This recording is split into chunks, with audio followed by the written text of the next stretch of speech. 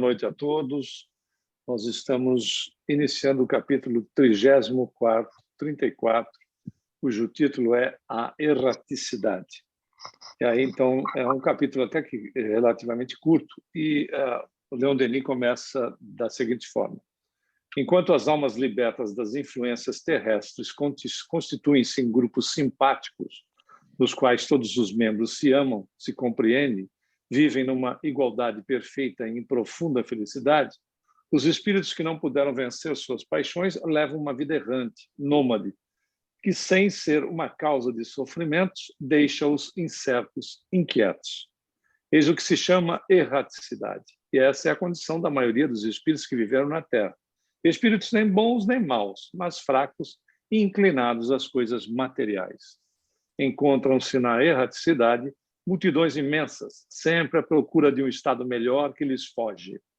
Espíritos inumeráveis aí flutuam, indecisos entre o justo e o injusto, a verdade e o erro, a sombra e a luz. Outros estão mergulhados no isolamento, na obscuridade, na tristeza, ou vão recolhendo daqui e dali um pouco de benevolência e simpatia. A ignorância, o egoísmo, os defeitos de todo tipo reinam ainda na erraticidade, e a matéria aí exerce sempre sua influência. O bem e o mal acotovelam-se. É, de alguma forma, o vestíbulo dos espaços luminosos, dos mundos melhores. Todos por ali passam, todos permanecem, mas para elevarem-se mais alto. O ensino dos espíritos sobre a vida de além-túmulo mostra-nos que não há lugar para a contemplação estéril, nem para a beatitude ociosa. Todas as regiões do universo estão povoadas de espíritos laboriosos. Em toda parte, multidões de almas sobem, descem, agitam-se no meio da luz ou nas regiões de trevas. Num ponto, auditórios reúnem-se em assembleia para receber as instruções de espíritos elevados. Mais adiante, formam-se grupos para festejar a chegada de um recém-vindo. Além, outros espíritos combinam os fluidos, emprestam-lhes 1000 formas, 1000 tonalidades mescladas e maravilhosas. Preparam-nos para os usos sutis que os gênios superiores lhes destinam. Vocês repararam aqui na observação, nesse parágrafo do Leon Denis, sobre a questão de que, num ponto, auditórios reúnem-se em assembleia para receber as instruções de espíritos elevados. Bem de leve, né? Ele deixa a entender que você tem, né, local apropriado, as pessoas se reúnem, existe uma localização, dependendo, claro, da evolução de cada um. Não dá para sair do corpo físico e perder as questões voltadas para o nosso nível de compreensão, de aceitação, etc. Porque senão o plano espiritual seria uma grande clínica psiquiátrica. É importante salientar, nós não saímos do corpo físico e perdemos as referências. Quais são as nossas referências? Referência familiar, referência de estrutura, referência de corpo, todas essas referências que são nossas na condição do corpo físico, não dá, a natureza não vai dar salto da gente sair daqui, e como lá no livro Voltei, que o Fred Figner, que usa o pseudônimo de Irmão Jacó, ele encontra como é que é o nome? O Thomas Edison, e o Thomas Edison o inventor, né? o da lâmpada, etc. O Thomas Edison, quando se apresenta para o Fred Figner ou para o Irmão Jacó, como preferirmos, né? Ele se apresenta, a formatação dele é de uma estrela, pela condição evolutiva que ele alcançou em vários pontos. Então, veja, quantos de nós vamos virar estrela, né? É uma pergunta que a gente precisa se fazer. Quantos de nós vão ser estrelinha? É muito comum a gente ouvir essa expressão aqui nos Estados Unidos, quando você leva o cachorro para o veterinário e diz assim, vai ter que virar estrelinha. Quantos de nós vão virar estrelinha ou estrela, né? Esse é um ponto interessante. Então, você vê que o Leon Denis é nítido que era de conhecimento de Kardec, dele, da Delane, aquele povo que trabalhou com Kardec, gente, né, da pesada, no sentido de sujeitos com capacitados, espíritos capacitados que vieram numa assembleia junto com Kardec, eles deviam ter informação que o André Luiz traria muito tempo depois, mas vai de leve aqui, né? Que é para não assustar. Mas essa observação dele é interessante, como ou tantas outras que ele faz, sempre assim sutil, né? Ele deixa, às vezes, no contexto. Aqui, no caso, ele deixou no texto mesmo. Se alguém quiser fazer alguma observação antes de nós darmos continuidade. Humberto. Qual foi a dica aí que Leão Denis deu, que eu estava resolvendo? Da Assembleia, né? Num ponto, ele diz, num ponto, auditórios reúnem-se em assembleia para receber as instruções de espíritos elevados. Você vê, ele está dizendo, tem uma estrutura, né? É por isso que a gente entrou nesse ponto. Tem uma estrutura, mas assim, está bem de leve, né? Mas está aqui. Aí o Ronaldo ia falar, não é isso? Esse encontro do irmão Jacó com o Thomas Edison é uma coisa interessante, porque ali o Thomas Edison ele trabalha num instrumento que facilitaria a comunicação dos espíritos com o plano carnal, não é mesmo? E o interessante também é que ele faz o convite ao irmão Jacó para que venha trabalhar para Jesus. Ele fala uma coisa mais ou menos assim, lá eu trabalhava na Terra no adiantamento intelectual para facilitar a comunicação das pessoas, aquela coisa toda. Já aqui, ele naquele momento, ele faz um convite, que o convite dele era para continuar trabalhando com Jesus. Mas o instrumento que ele trabalhava é de comunicação mediúnica entre o plano espiritual para o plano carnal, o qual o próprio Chico faz menção, não é mesmo? Nós tivemos aí o desencarne de um grande pesquisador que foi presidente do IBPP, Dr. Hernani Guimarães de Andrade, muito amicíssimo do Chico. Ele aparece, inclusive, no Pinga Fogo como um dos entrevistadores. Ele produziu muito com europeus aparelhos dentro da tecnologia que existia para o trabalho de transcomunicação instrumental. Na realidade, com o nível de tecnologia que nós estamos alcançando assim, assustadoramente, maravilhosamente, não tenhamos dúvida que nós vamos ter em breve, né? Em breve, pode ser que demore 100 anos, 200, o que são 100 anos, 200, 300 para espíritos que são imortais. Nós teremos comunicação desenvolvida antes da mental, nós teremos a comunicação desenvolvida talvez através de equipamentos eletrônicos, etc., né? Antes da mental, porque a tendência é o sexto sentido se ampliando cada vez mais. Certa feita, eu já falei isso em algumas aulas, essa ocorrência já é de tempo. Eu estava num restaurante e haviam duas moças sentadas na mesa relativamente próxima e elas estavam com o smartphone e, em vez de conversarem entre elas acabavam, né, estavam conversando com outras pessoas de algum grupo e acabavam conversando entre elas através do texto, através do smartphone. Tanto é que uma delas fez um comentário, ambas acharam graça, né? Nós estamos frente a frente usando o smartphone. Eu saí intrigado com aquela cena.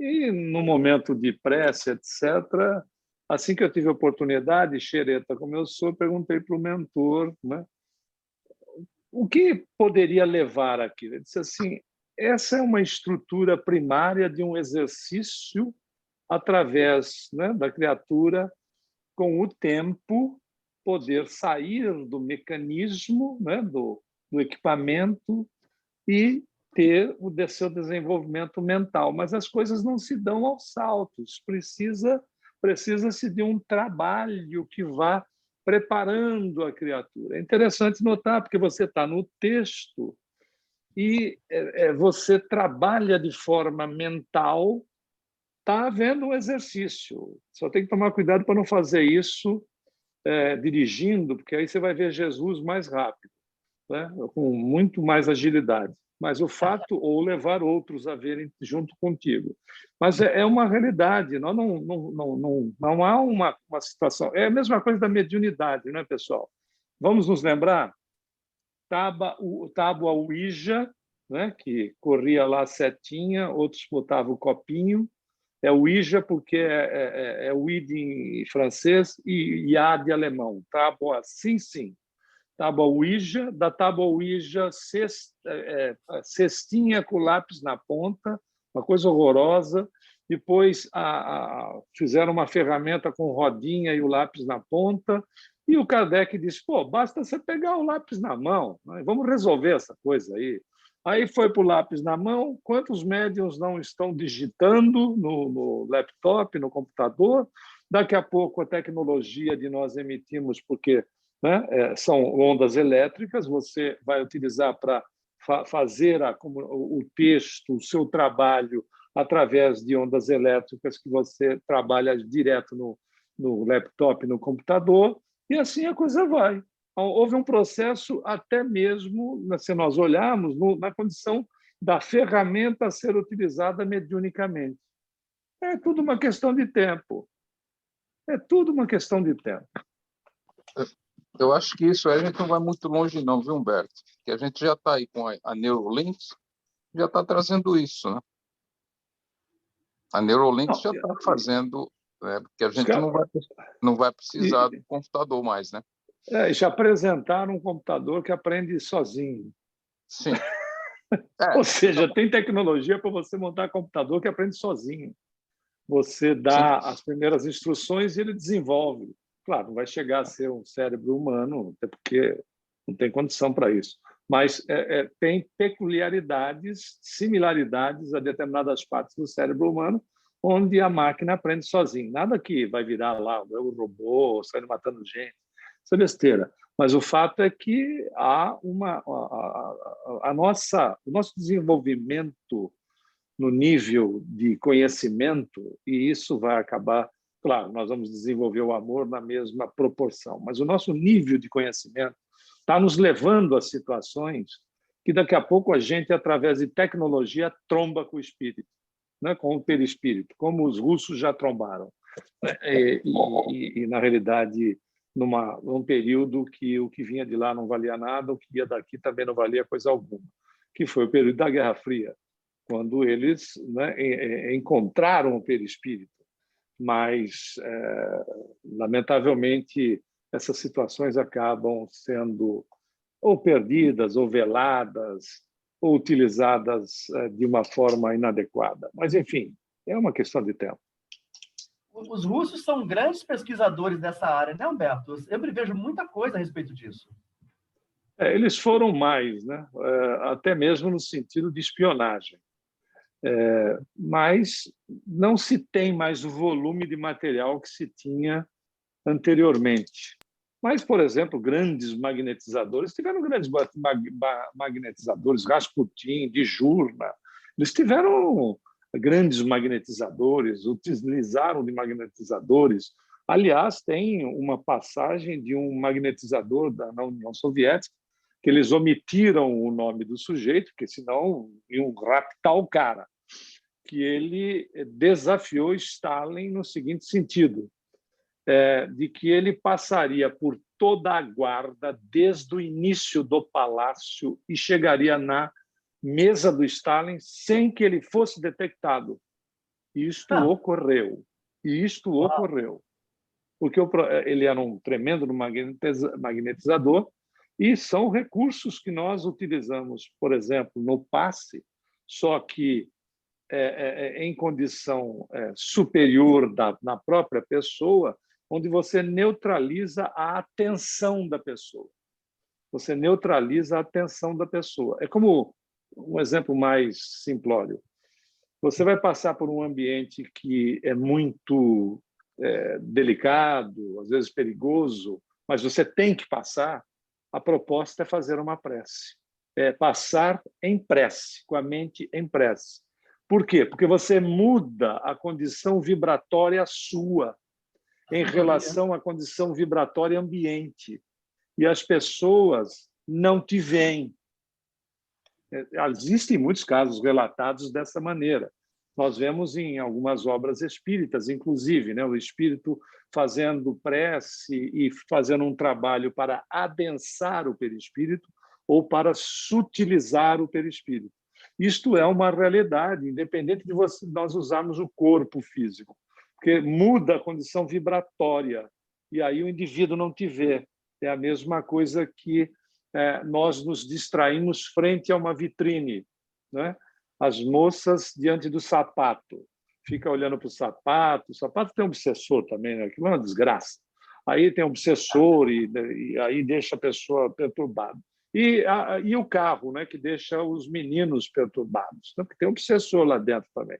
E você fica olhando fixo, e às vezes aparece o seu amigo, a sua amiga na sua lateral, e você acaba se assustando, porque literalmente o seu foco é tamanho naquela situação, naquele objeto, e você não percebe a presença de pessoas ou a pessoa do seu lado. Isto é uma realidade com a prece num ambiente que nós tenhamos que, por exemplo, passar e a coisa seja um local complicado, né? Não vai querer fazer teste disso tua, que teste costuma dar errado. Isso nós falamos de condição emergencial, né? Porque é mudança de padrão vibratório. Não é só que vem um mentor possa nos assistir. Seremos assistidos, mas é mudança de padrão vibratório. Adriano quer falar. Eu só gostaria de comentar que como que a gente tem a oportunidade de sempre melhorar o nosso conhecimento das coisas, né? E voltando aqui ao tema do capítulo da erraticidade, eu tinha uma ideia do que seria a erraticidade e acabo de mudar o meu conhecimento. Com a palavra, né? Porque eu entendi que a erraticidade era uma dimensão espiritual só, onde, depois de desencarnados, todos os espíritos iam, de uma forma mais genérica. Mas, pelo que eu entendi aqui, a erraticidade acaba sendo uma dimensão, digamos assim, intermediária entre o desencarne ou até um próximo encarne, e, nesse intervalo, um estágio de aprendizagem que os espíritos passam. Eu estou certo nesse meu entendimento de agora? Você pode pegar uma obra que talvez esteja já em PDF gratuito, que se chama Cidade no Além, da Igorina Cunha com o Chico Xavier. Lá você tem até um mapa das dimensões, aonde fica nosso lar, mas as dimensões, a crosta do planeta, porque são várias dimensões. Dependendo do espírito, a força da gravidade atua nele. Quando você vê no livro Libertação que o André Luiz, o Gubi e o Vicente vão para a região onde está o Gregório e aquela cidade, eles estão numa dimensão abaixo da crosta do planeta. Tem a dimensão da crosta, onde você tem os encarnados, mas você também tem uma dimensão paralela de desencarnados. Depois você tem um umbral grosso, depois você tem um umbral fino, e aí começam dimensões mais sutilizadas. Então, erraticidade na colocação de Kardec é todo espírito que ainda precisa reencarnar. Não importa o nível que ele esteja, desde que ele precise reencarnar, ele é classificado como um espírito na erraticidade ou errante. Não é que ele fica errando, é uma classificação onde, por exemplo, se ele está numa dimensão mais sutil, mas ele ainda precisa reencarnar, mesmo que ele tenha um certo volume de conhecimento, ele é um espírito considerado errante, né, que está na erraticidade. Com a formatação que tenha lá, a cidade, que ele vive numa cidade, etc., é a mesma situação. Ele é classificado dessa maneira. É uma terminologia que o Kardec achou por bem colocar e como tudo, ele foi muito feliz, né? Continuando. Vamos. Outras multidões sombrias, perturbadas, que influem inconscientemente sobre os elementos atmosféricos. Beleza, hein? Apressam-se em torno dos globos e os seguem nas suas revoluções. Espíritos... Aqui a gente tem que fazer uma parte, viu, Marisa? Lembra daquele momento que Jesus fala para a tempestade, acalma-te? Ele dá uma ordem para os espíritos encarregados dos elementais para parar a tempestade, porque lá no Livro dos Espíritos está explicado assim, com tranquilidade, da ação de verdadeiras multidões de espíritos nos efeitos naturais. Está aqui, ó, ele está dizendo isso. Quando ele fala, acalma-te, alguém deve ter dito, o chefe mandou para tudo. E parou tudo. Quando pode, como também pode começar. A influência do maior sobre o menor, né? Então, é a força maior contra uma força menor. E aí, vamos lá, espíritos luminosos, mais rápidos que o relâmpago, varam essas massas, levando socorro, consolações aos encarnados que as imploram. Cada um cumpre seu papel e concorre na grande obra na medida do seu mérito e do seu adiantamento. O universo inteiro evolui. Como os mundos, os espíritos prosseguem sua jornada eterna, arrastados para um estado superior, entregues a ocupações diversas. Progressos a realizar, ciência a adquirir, dor a mitigar, remorsos a acalmar, amor dos humanos, expiação, devotamento, sacrifício, todas essas forças, todos esses móveis os estimulam, os aguilhoam, os precipitam nos seus caminhos. Nessa imensidão reinam incessantemente o movimento e a vida. Tudo se transforma, cresce, eleva-se. A imobilidade, a inação é o retrocesso, é a morte. Sob o impulso da grande lei, seres imundos, almas e sóis, tudo gravita e se move na órbita gigantesca traçada pela vontade divina. Terminou o capítulo.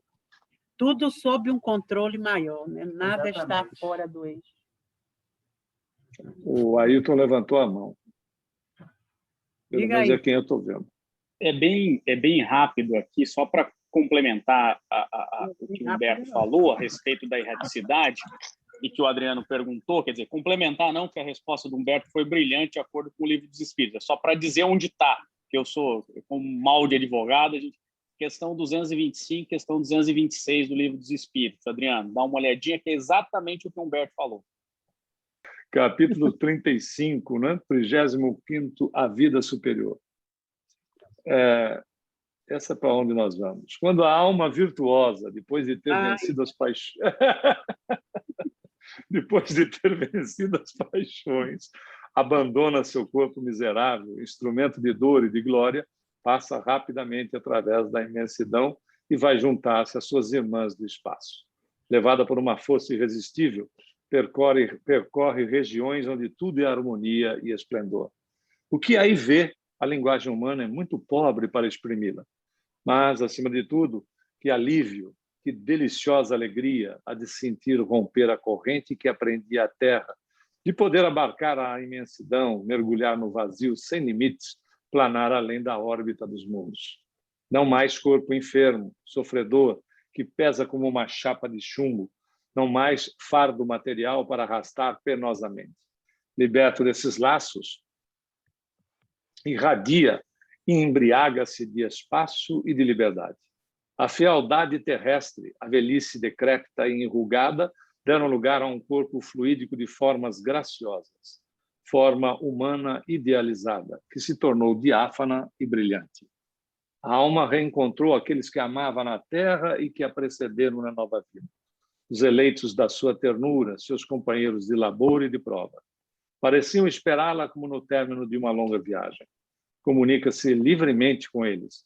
Suas expansões são plenas de uma felicidade que avivam ainda as tristes lembranças da terra e a comparação da hora presente com o passado cheio de lágrimas. Outros espíritos que perdera de vista durante sua última encarnação, mas que se tinham tornado seus afeiçoados por provas suportadas em comum no decorrer das idades, vêm juntar-se aos primeiros. Todos aqueles que partilharam dos seus bons e maus dias, todos aqueles que, com ela, cresceram, lutaram, choraram, sofreram, apressam-se para recebê-la, e sua memória, despertando-se repentinamente, resulta em explosões de felicidade, efusões que a pena não saberia descrever. Como resumir as impressões do espírito na vida radiosa que se abre diante de si? A vestimenta grosseira, o pesado manto que recobria seus sentidos íntimos, despedaçando-se subitamente, tornam centuplicadas suas percepções, sem limites, sem horizontes limitados. O infinito profundo, luminoso, desdobra-se com suas maravilhas resplandecentes, com seus milhões de sóis, focos multicores, safiras, esmeraldas, joias enormes semeadas no azul, e seus suntuosos cortejos de esferas. Esses sóis que aparecem aos homens como simples centelhas, o espírito as contempla na sua real e colossal grandeza. Ele os vê maiores do que aquele que ilumina nosso ínfimo planeta. Reconhece a força de atração que os religa e distingue. Nas longínquas profundezas, os astros formidáveis que presidem as suas evoluções. Todas essas tochas gigantescas, ele as vê em movimento, gravitar, prosseguir seu curso vagabundo, entrecruzarem-se como globos de fogo lançados no vazio através da mão de um invisível jogador. O cara é brilhante. Nós, é brilhante. Nós, a quem é extremamente inspirado, nós, a quem os rumores perturbam incessantemente, os murmúrios confusos da raça humana, não podemos conceber a calma solene, o majestoso silêncio dos espaços, que enche a alma com um sentimento augusto, um assombro que chega às raias do pavor. Todavia, o espírito bom e puro é inacessível ao pavor. Esse infinito, silencioso e frio para os espíritos inferiores, anima-se logo para ele e faz ouvir sua voz poderosa. A alma desembaraçada da matéria percebe, pouco a pouco, as vibrações melodiosas do éter, as delicadas harmonias descidas das colônias celestes, ouve o ritmo imponente das esferas. Esse canto dos mundos, essas vozes do infinito, que ecoam no silêncio, saboreia-as e deixa-se invadir até o arrebatamento. Recolhida, embriagada, cheia de um sentimento grave e religioso, de uma admiração que não pode se cansar, banha-se nas ondas do éter, contempla as profundezas siderais, as legiões de espíritos, sombras flexíveis, ligeiras, que aí flutuam e se agitam em véus de luz. Assiste à gênese dos mundos, vê a vida despertar, crescer na sua superfície, segue o desenvolvimento das humanidades que os povoam, e nesse espetáculo constata que em todos os lugares há atividade, o movimento, a vida une-se à ordem no universo. Qualquer que seja seu estado de adiantamento, o espírito que acaba de deixar a Terra não poderia aspirar a viver indefinidamente dessa vida superior. Sujeito à reencarnação, essa vida é para ele apenas um tempo de repouso, uma compensação devida aos males suportados, uma recompensa oferecida aos seus méritos. Aí se retempera e se fortifica para as lutas futuras. Mas no futuro que o aguarda, não encontrará mais as angústias e os cuidados da vida terrestre. O espírito elevado é chamado a renascer em mundos mais bem dotados que o nosso. A escala grandiosa dos mundos comporta inumeráveis graus, dispostos para a ascensão das almas. Cada uma delas escala-os por sua vez. Nas esferas superiores da Terra, a matéria tem menos império. Os males que engendra atenuam-se à medida que o ser progride e terminam por desaparecer. Aí o homem não se arrasta penosamente sobre o solo, acabrunhado sob a atmosfera pesada, desloca-se com facilidade. As necessidades corporais aí são quase nulas e os rudes trabalhos desconhecidos. A existência mais longa que a nossa desenrola-se no estudo, na participação nas obras de uma civilização aperfeiçoada, que tem por base a moral mais pura, o respeito aos direitos de todos, a amizade e a fraternidade. Os horrores da guerra, as epidemias, os flagelos não acontecem mais, e os interesses grosseiros, causa de cobiças nesse mundo, não dividem mais os espíritos. Ele deve ter estudado esse ponto. Isso aqui é pura analogia e palpite com o Kardec, no sentido de que Kardec estuda a população e a vida numa das dimensões de Júpiter, que traz essas características que ele está descrevendo aqui para nós. que está registrado na Revista Espírita. Diga. Não, acho que alguém quer falar aqui. Eu acho que o Adriano. É um breve comentário que esse capítulo aí deveria ser lido por todo mundo que tem medo de desencarnar, né? Mas aí é a vida do espírito superior, né? Aqui já está fora da erraticidade. Aqui é Sim, superior, mas não deixa de ser uma motivação de Não, perda do não, medo. não. Isso aqui é um convite ao melhoramento espiritual, Por exemplo, Maria de Magdala, Paulo de Tarso. Maria de Magdala, quem foi buscá-la foi Jesus. Então, foi quem recebeu ela. Né? Paulo de Tarso foi...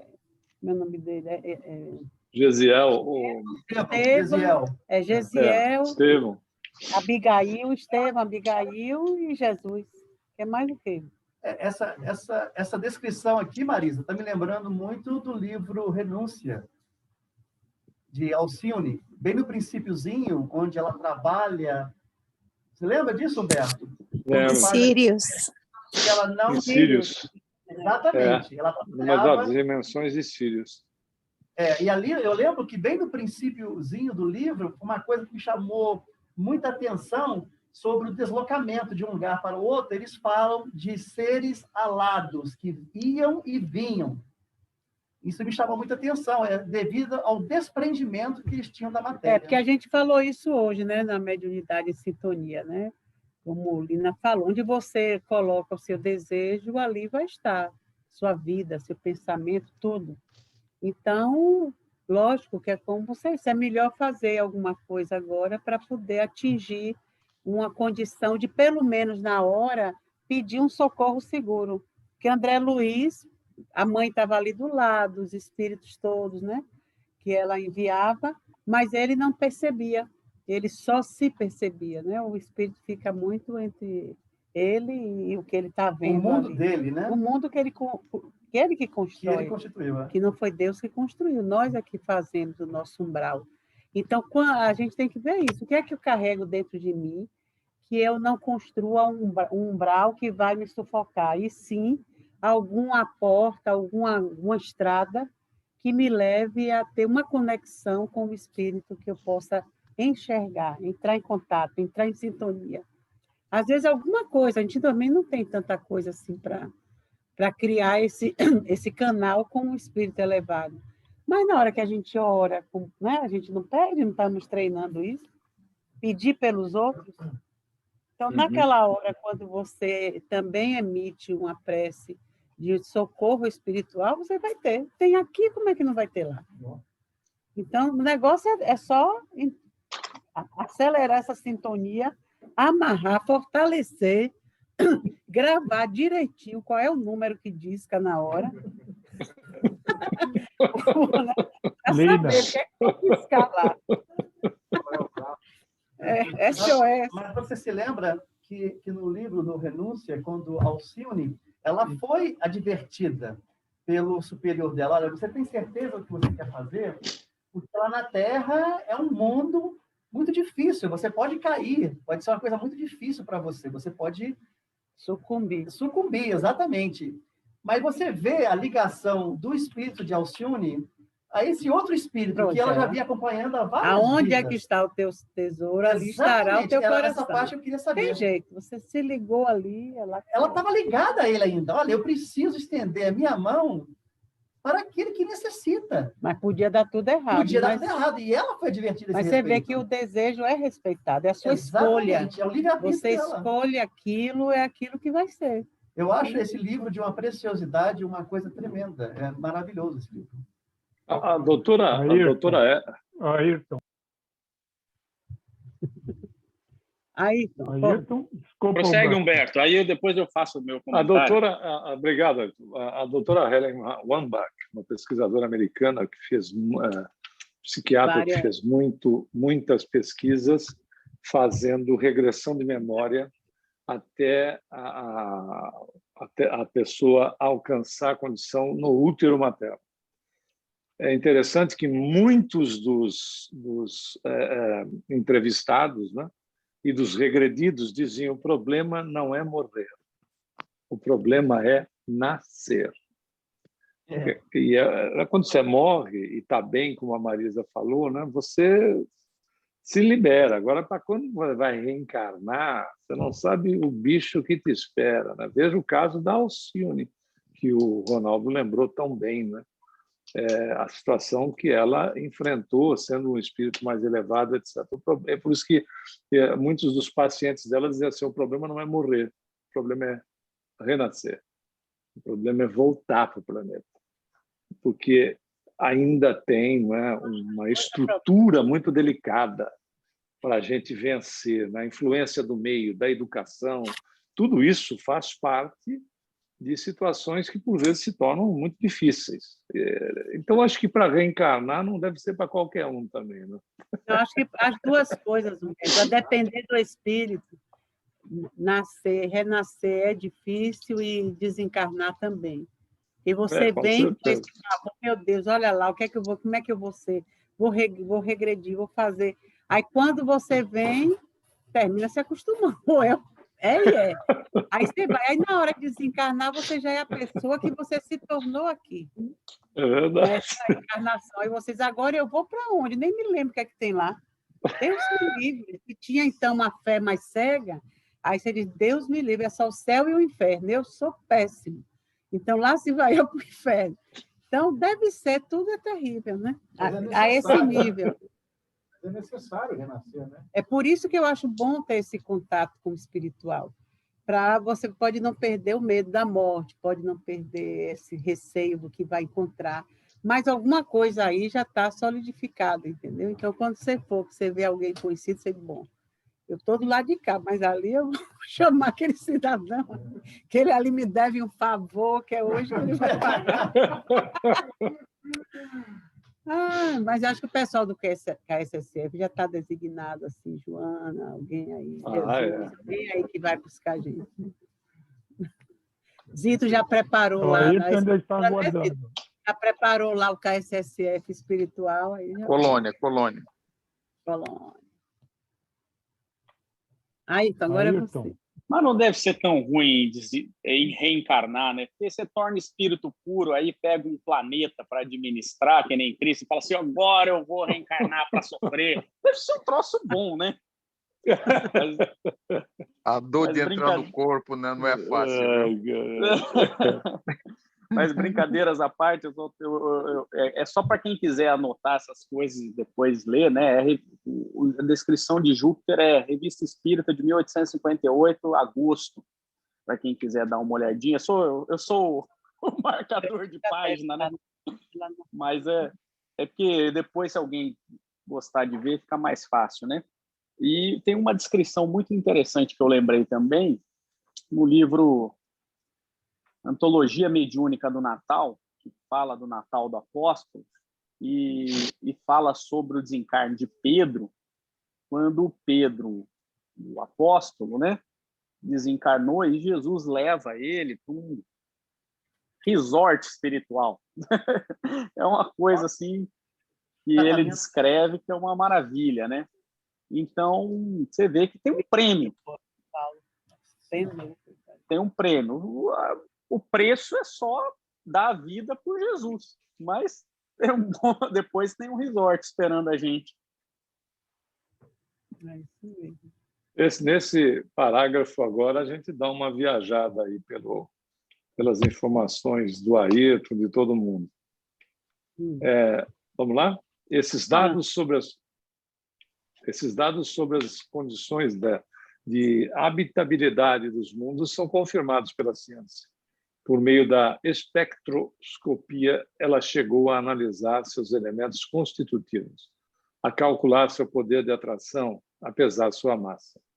A astronomia mostra-nos as estações variando de duração e de intensidade, segundo a inclinação dos mundos na sua órbita. Ensina-nos que Saturno tem a densidade da madeira do bordo, Júpiter quase é da água. Sobre Marte, diz-nos que o peso dos corpos é menos da metade do que na Terra. Ora, a organização dos seres vivos, sendo a resultante das forças em ação sobre cada mundo, vemos que variedades de formas decorrem desses fatos e diferenças podem se produzir nas manifestações da vida sobre inumeráveis terras do espaço. Chegará, enfim, o dia em que o espírito, depois de ter percorrido o ciclo de suas existências planetárias, depois de se ter purificado, através de seus renascimentos e suas migrações através dos mundos, verá fechar-se a série de suas encarnações e abrir-se a vida espiritual, definitiva, a verdadeira vida da alma, de onde o mal, a sombra e o erro estão banidos. Aí dissipam-se as últimas influências materiais. A calma, a serenidade, a segurança profunda substituíram os desgostos, as inquietudes de outrora. A alma chegou ao termo de suas provas, está segura de não sofrer mais. Com que emoção rememora os fatos de sua vida, espaços na sucessão dos tempos, sua longa ascensão, a lenta conquista de seus méritos. Que ensinamento nessa marcha ininterrupta, no decorrer da qual constitui-se e afirma-se a unidade de sua natureza, de sua personalidade imortal. Da recordação dos longínquos alarmes, dos cuidados, das dores, reporta-se as felicidades do presente e saboreia-as com prazer.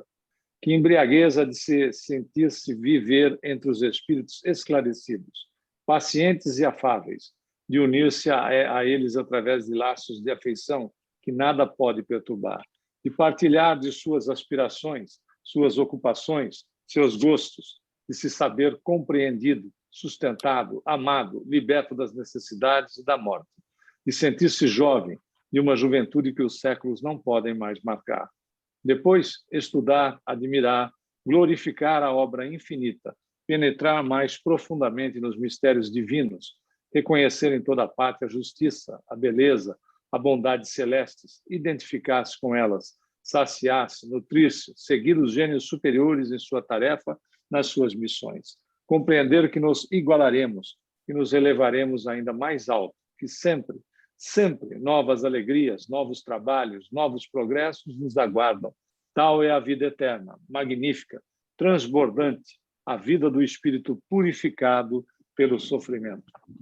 Os céus elevados são a pátria da beleza ideal e perfeita, na qual todas as artes se inspiram. Os espíritos superiores possuem, em grau eminente, o sentido do belo. Ele é a fonte dos seus mais puros gozos e todos sabem realizá-lo em obras, ao lado das quais as obras de arte da terra empalidecem. Cada vez que uma nova manifestação do gênio se produz no nosso mundo, cada vez que a arte se revela sob uma forma aperfeiçoada, pode-se crer que um espírito descido das altas esferas encarnou na terra para iniciar os homens nos esplendores da eterna beleza. Para a alma superior, a arte, sob seus múltiplos aspectos, é uma prece, uma homenagem prestada ao princípio eterno. O espírito, sendo ele próprio fluídico, age sobre os fluidos do espaço. Sua vontade poderosa combina-os, dispõe-nos à sua maneira, empresta-lhes cores e as formas que respondem ao seu objetivo. Através desses fluidos executam-se obras que desafiam qualquer comparação e qualquer análise. Nas moradas etéreas desdobram-se festas espirituais. Os espíritos puros, resplandecentes de luz, aí se agrupam por famílias, suaves harmonias, junto às quais as harmonias da terra não são senão ruídos discordantes. Maravilham-nos e, como moldura, têm o espaço infinito, espetáculo maravilhoso dos mundos que rolam no espaço e que unem suas notas às vozes celestes, ao hino universal que sobe para Deus. Todos esses espíritos, em multidão inumerável, se conhecem, se querem. Os laços, as afeições que os uniam na vida material, quebrados pela morte, se reconstituíram para sempre. Eles vêm de diversos pontos do espaço e dos mundos superiores, comunicar o resultado de suas missões, de seus trabalhos, felicitarem-se pelos seus sucessos, entreajudarem-se nas obras difíceis. Nenhum pensamento dissimulado, nenhum sentimento de ciúme insinua-se nessas almas delicadas. O amor, a confiança, a sinceridade presidem a essas reuniões, onde são recolhidas as instruções dos mensageiros divinos, onde são aceitas novas tarefas que contribuem para elevar mais ainda. Uns consentem em velar pelo progresso e desenvolvimento das nações e dos globos. Outros encarnam nas terras do espaço, para ali cumprir missões de devotamento, para instruir os homens na moral e na ciência. Outros ainda, os espíritos guias ou protetores, ligam-se a alguma alma encarnada, sustentam-nos no áspero caminho da existência, conduzem-na do nascimento à morte, durante várias vidas sucessivas, acolhendo-a no final de cada uma delas, no limiar do mundo invisível. Em todos os degraus da hierarquia espiritual, o espírito tem seu papel na obra imensa do progresso e concorre na realização das leis superiores. E quanto mais o espírito se purifica, mais ardente nele se torna a necessidade de amar, de atrair para a sua luz e sua felicidade, para a morada onde a dor é desconhecida. Todo aquele que sofre, todo aquele que luta e se agita nos submundos da existência imortal, quando um desses espíritos adota um desses irmãos inferiores, torna-se seu protetor, com que solicitude afetuosa sustenta seus passos, com que alegria vê seus progressos, com que amargura constata as quedas que não pôde prevenir. Assim como a criança, saída do berço, tenta seus primeiros passos sob o olhar terno de sua mãe. Assim, o espírito assistido se ensaia nos combates da vida sob a égide invisível de seu guia espiritual. Todos nós temos um desses gênios tutelares, que nos inspira e nos dirige nas horas difíceis. Daí a poética lenda cristã do anjo guardião. Não há pensamento mais doce e mais consolador. Saber que um amigo fiel alcançou-nos, sempre disposto a nos socorrer, de perto como de longe, a nos influenciar a grandes distâncias ou a manter-se perto de nós. Perto de nós na prova, aconselhando-nos através da intuição, aquecendo-nos com seu amor, eis a fonte inapreciável de força moral. A ideia de que testemunhas benfeitoras e invisíveis veem todas as nossas ações e entristecem-se ou rejubilam-se é bem feita também para nos inspirar mais sabedoria e circunspecção. É através dessa proteção oculta que se fortificam os laços de solidariedade que unem o mundo celeste à terra, o espírito livre ao homem, espírito aprisionado na carne. Através dessa assistência contínua, criam-se de parte a parte as simpatias profundas, as amizades duráveis e desinteressadas. O amor que anima o espírito elevado estende-se aos poucos a todos os seres, reportando-se incessantemente a Deus, Pai das almas, foco de todas as potências afetivas. Tem algum comentário que já tem um espaço aqui? Tem algum comentário até agora? Não, pode continuar. Ok. Falamos de hierarquia. Há, com efeito, uma hierarquia dos espíritos, mas as qualidades adquiridas pelo trabalho e o sofrimento são a única base e a razão de ser desta. Sabemos que todos os espíritos são iguais em princípio, diferentes somente do ponto de vista do adiantamento e destinados aos mesmos fins. Os degraus da hierarquia espiritual começam no meio da vida inferior e se prolongam em direção às alturas inacessíveis às nossas concepções atuais. É um escalonamento inexprimível de potências, de luzes, de virtudes que crescem da base ao topo, se houvesse um topo. É a espiral do progresso que se desenrola até o infinito. 3 grandes fases dividem-na: vida material, vida espiritual, vida celeste, refletindo-se, reagindo uma sobre a outra e formando um todo que constitui o campo de evolução dos seres, a escada de Jacó da lenda. Sobre essa escada imensa, todos os seres estão unidos por laços invisíveis. Cada qual é sustentado, atraído por um espírito mais elevado que ele. As almas superiores que se manifestam aos humanos parecem-nos dotadas de qualidades sublimes, e, entretanto, elas afirmam a existência de seres postos tão acima delas quanto estão acima de nós. Os inúmeros degraus se sucedem e se perdem nas profundezas cheias de mistério. A superioridade do espírito se reconhece pela sua vestimenta fluídica. É como um envoltório tecido com as qualidades e os méritos adquiridos na sucessão das suas existências. Pálido e sombrio para a alma inferior, sua brancura aumenta à proporção dos progressos realizados e torna-se cada vez mais pura. Brilhante já no espírito elevado, dá às almas superiores um brilho ao qual não se pode resistir. Todo espírito é um foco de luz, e uma luz velada durante tempos, comprimida, invisível, se desenvolve com o valor moral, cresce lentamente, aumenta de extensão e de intensidade. Primeiro, é como um fogo escondido sob a cinza e que se revela pelas fracas centelhas. Depois, através de uma chama tímida, vacilante. Um dia, torna-se auréola. Depois, ativa-se, estende-se, abrasa o espírito inteiramente e resplandece como um sol, ou como astros errantes que percorrem os abismos celestes, deixando atrás de si um rastro luminoso. Para obter esse grau de esplendor, é necessário um conjunto de trabalhos, de obras fecundas, uma acumulação de existências que, para nós humanos, pareceria a eternidade.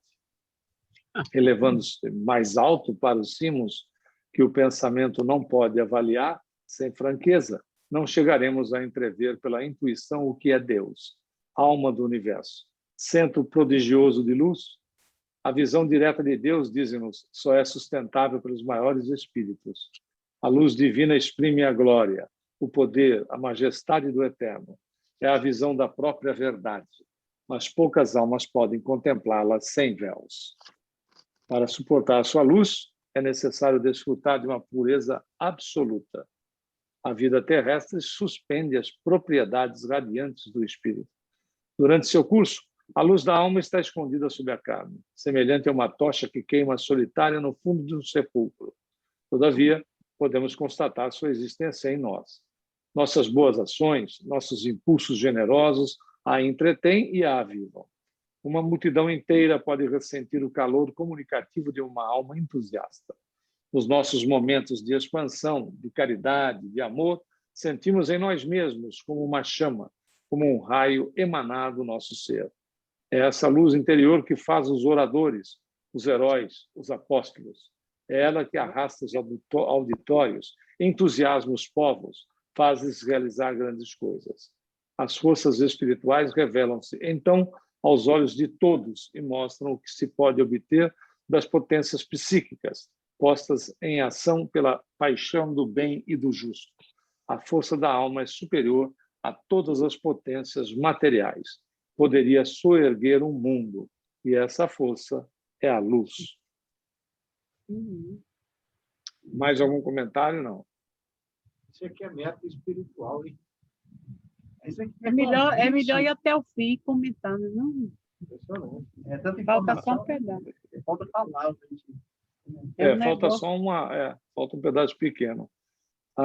Tentamos dar uma ideia do que é a vida celeste definitiva, conformando-nos ao ensino dos espíritos. É o objetivo para o qual evoluem todas as almas, o meio onde todos os sonhos de felicidade se realizam, onde as nobres aspirações são satisfeitas, onde as esperanças frustradas, as afeições reprimidas, os impulsos comprimidos pela vida material dissipam-se em liberdade. Lá, as simpatias, as ternuras, as puras atrações... É que deu um perdido aqui. Onde as nobres aspirações são satisfeitas, onde as esperanças frustradas, as afeições reprimidas, os impulsos comprimidos pela vida material dissipam-se em liberdade. Lá, as simpatias, as ternuras, as puras atrações reúnem-se, unem-se e fundem-se num imenso amor que abarca todos os seres e os faz viver numa comunhão perpétua no seio da grande harmonia. Contudo, para atingir essas alturas quase divinas, é preciso ter abandonado, sobre as escarpas que para aí conduzem, os apetites, as paixões, os desejos.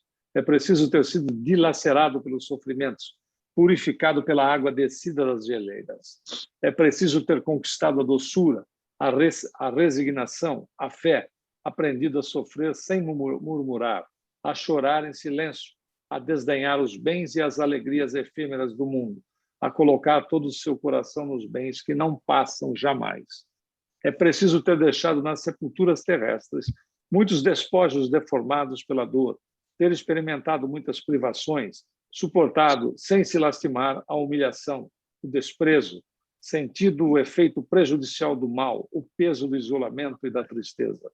É preciso ter esvaziado muitas vezes o cálice profundo e amargo, pois só o sofrimento, desenvolvendo as forças viris da alma, tempera para a luta e a ascensão, depura, amadurece, eleva, abre-lhe as portas da vida bem-aventurada.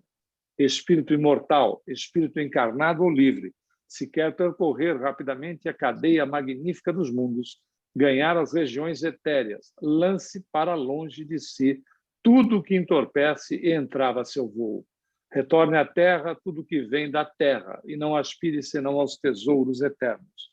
Trabalhe, ore, console, sustente, ame, ame até a imolação. Cumpra o seu dever, mesmo ao preço do sacrifício e da morte. Assim semeará o germe da sua felicidade vindoura.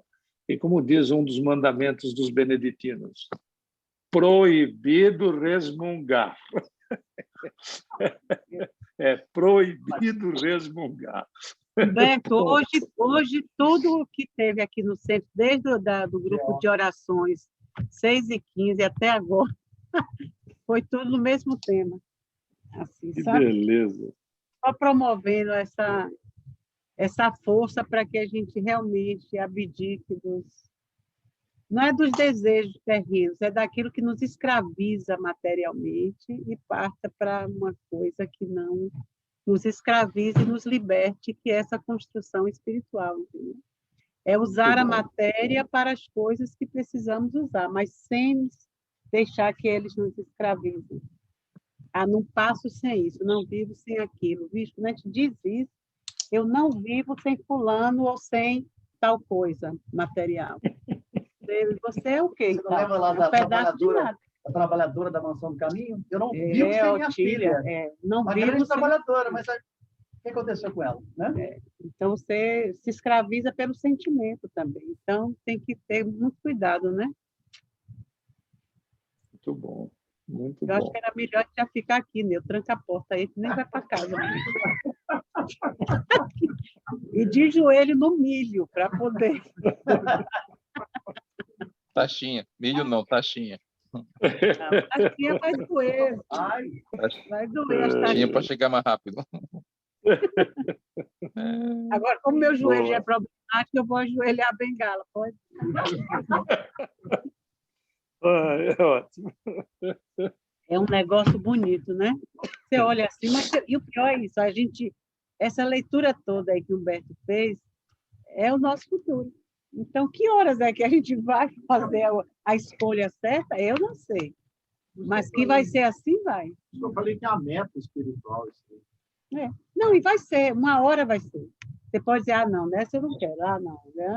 E ir postergando, mas vai chegar uma hora que vai, nem que seja de baile pau. Você lembra aquele comentário que nós fizemos, quando o Francisco de Assis vai pedir comida para os leprosos lá, e que jogam coisa de lavar em cima da cabeça dele? Ele não se alterou. Agora você vê, isso foi para mim, para me dar aquilo que os meus leprosos, meus amigos estão precisando. Quer dizer, se fosse um de nós, acabou. Acabou. A gente acaba a encarnação ali. Agora, o próximo capítulo, semana que vem, vai falar de nós. Espíritos superiores. É que a gente está babando pelos superiores. E agora, eles mostram a gente o que é bom, depois vai mostrar para onde é que a gente vai realizar. É verdade. Espíritos inferiores. Marisa, semana que vem, nem eu e nem a Nina poderemos participar. Tem que achar alguém para coordenar aí. Okay? Tá certo. E nem eu poderia participar tampouco semana que vem. Eu vou ver aqui com a Adriana e a gente combina, viu? Uhum. Bom. E olha, nesse final de semana, no domingo, a gente não vai ter o Boa Nova. Não vai ter. Porque a palestra começa às 10, tanto no sábado como no domingo. A primeira palestra é às 10. Sábado, 10 horas é Tânia, 11h30 é Andrei. No domingo, 10 horas é Suzana, 11h30 é a mesa redonda. E vai ser aberto ao público aqui? A gente vai assistir daqui. Quem quiser vir, vem, né? Mas é virtual. Vai ser muito bom. Vai ser muito bom. E o Humberto está lá, viu? No domingo, hora. Não falou aí o espírito superior que prende a atenção das plateias. Vou mandar a pergunta. infernizar a vida dos três. Todo mundo já recebeu a propaganda, né?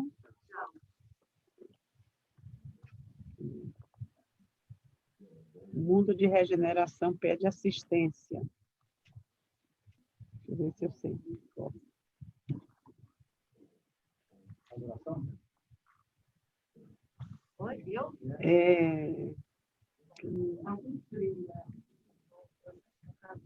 Tânia, às 10 horas de sábado, vai falar sobre mediunidade e serviço.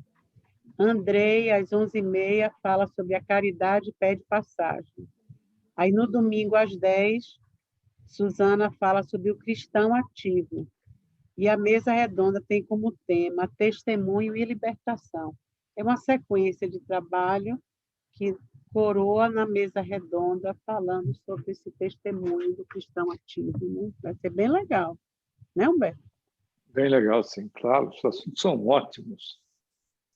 E todos eles... Bom, e esse povo aí é campeão, né? Esse povo aí é extremamente bem preparado. E nós vamos ter em junho, no aniversário do centro, uma semaninha espírita, que serão com os collabs do KSSF.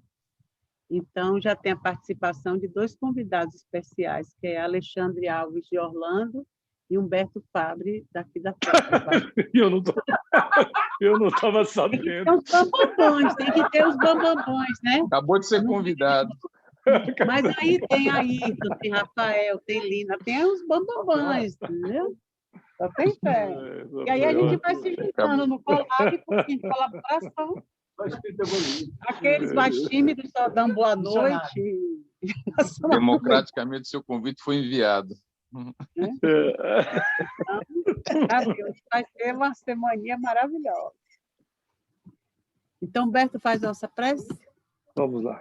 Então, todos unidos na mesma vibração, no mesmo pensamento de amor, de gratidão, de paz, nós nos ligamos a Jesus através dos seus missionários de luz e amor, pedindo, como sempre, sustentação, Senhor, para os nossos propósitos, para os nossos projetos, na condição de nos melhorarmos, de crescermos para e dentro do seu Evangelho. Dessa maneira, pedimos a tua permissão, a de Deus, nosso Pai, dos mentores amigos, para darmos a nossa aula por encerrada. Graças a Deus. Uma boa noite a todos. Boa noite. Excelente semana pela frente. Obrigado você também, Humberto. Boa noite. Obrigado. Boa noite para nós. todo mundo. Boa noite. Boa noite. Boa noite. Boa noite, minha gente. Durmam bem, se cuidem. Porque tem esse dia para comprar, Maria? Olha o artista aí. Massinha ainda tem depois da morte? Tem? Não, tem um livro não. Não, já acabou. Mas depois a gente pede, viu? A gente pede. Oi, meninas! Olha quem está aqui! A Baby! Olha, Alessandra! Olha! Já está assistindo aula com a vovó, muito bem. Pois é, tá vendo? Vou Já está perguntar o que ela assistindo aula. entendeu. Que fofa! Falando em reencarnação aí quando eu olho para ela, eu lembro disso. Eu digo, que seja muito bem-vinda. Já perdi, então. Vou passar para você. Linda! Cadê o rosto, menina? A bonitinha. Nossa! Beijo, gente. Beijo, amiga. Tchau. Beijo. Tchau. Amanhã tem aulão de mediunidade com Tânia. Tá. É 8 horas. Isso aqui fica muito. 8 horas. Tá bom. Obrigada, Marisa. Isso. Um beijo, gente. Beijo. Um beijo. Fica com Deus.